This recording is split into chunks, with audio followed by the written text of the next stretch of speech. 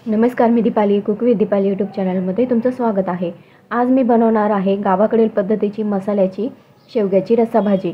खूपच साधी सोपी रेसिपी आहे, कुणीही सहज बनवू शकेल। चला तर मग रेसिपीला सुरुवात करूया। शेवग्याची मसाला भाजी बनवण्यासाठी सर्वात आधी आपण वाटणासाठी लागणारा मसाला भाजून घेऊया। गॅसची फ्लेम मोठी करूया।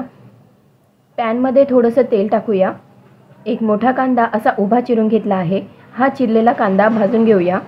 चमच्याने कांदा खालीवर करत खरपूस सोनेरी असा भाजायचा आहे। कांदा मस्त असा सोनेरी भाजलेला आहे। यानंतर भाजायला घेऊया 8 ते 9 लसणाच्या पाकळ्या, 1 ते 2 हिरवी मिरची, पावटी सुकं किसलेलं खोबरं आणि 2 मीडियम साईजचे फोडी केलेले टोमॅटो। हाय फ्लेमवर सर्व साहित्य खालीवर करत 4 ते 5 मिनिटे मसाला भाजून घेऊया। 4 ते 5 मिनिटांनंतर गॅस बंद करून हा वाटण्यासाठी लागणारा मसाला थंड होण्यासाठी या मोठ्या प्लेटमध्ये काढूया। मसाला थंड होत आहे तोपर्यंत आपण या शेवग्याच्या शेंगा चिरून घेऊया। छान भरीव कवळे बी असलेले खायला गोड छान ताज्या 3 शेवग्याच्या शेंगा घेतल्या आहेत।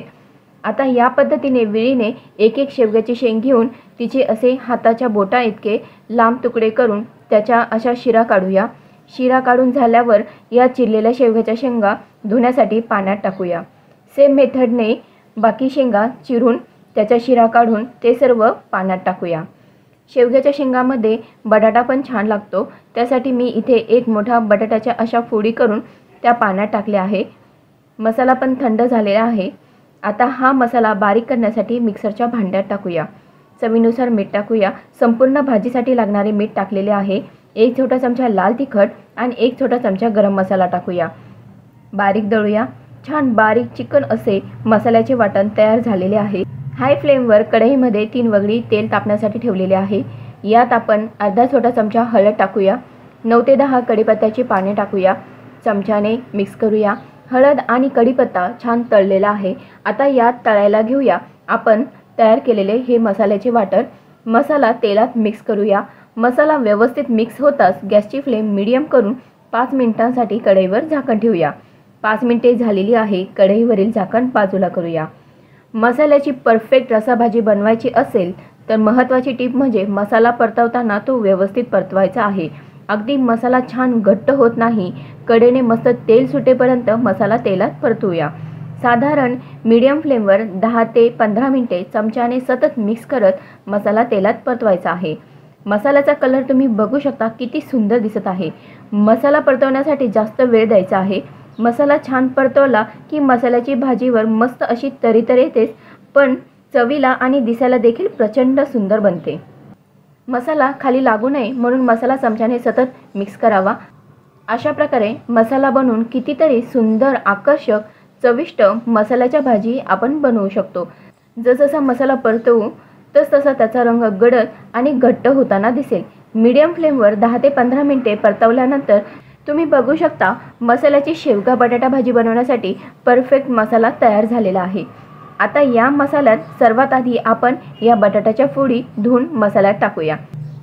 आवडीप्रमाणे बटाटा 1 पेक्षा जास्त पण घेऊ शकता किंवा बटाटा नाही टाकला तरी चालेल। यानंतर टाकूया कापलेल्या शेवग्याच्या शेंगा। अशा प्रकारे शेंगा पाण्यात धुवून मग मसाल्यात टाकूया। बटाटे आणि शेंगा चमच्याने मसाल्यात व्यवस्थित मिक्स करूया। शेवग्याच्या शेंगा आणि बटाट्याच्या फोडी मसाल्यात छान मिक्स झालेल्या आहेत।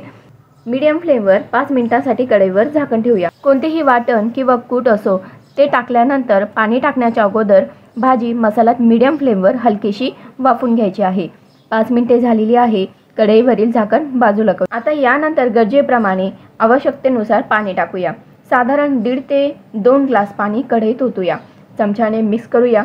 भाजीत पाणी टाकल्यानंतर चमच्याने मिक्स केल्यानंतर कढईवर 10 ते 15 मिनिटे झाकण ठेवूया। 10 ते 15 मिनिटे झालेली आहे। कढईवरील झाकण बाजूला करूया।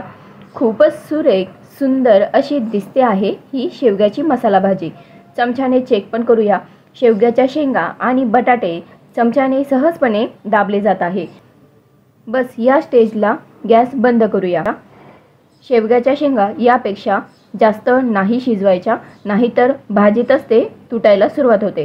खूपच साध्या सोप्या पद्धतीने प्रचंड स्वादिष्ट सुंदर अशी मसाल्याची शेवग्याची शेंगाची भाजी तयार झालेली आहे। आजची ही रेसिपी कशी वाटली कमेंट करून नक्की सांगा। रेसिपी आवडल्यास व्हिडिओला लाईक करा, जास्तीत जास्त शेअर करा.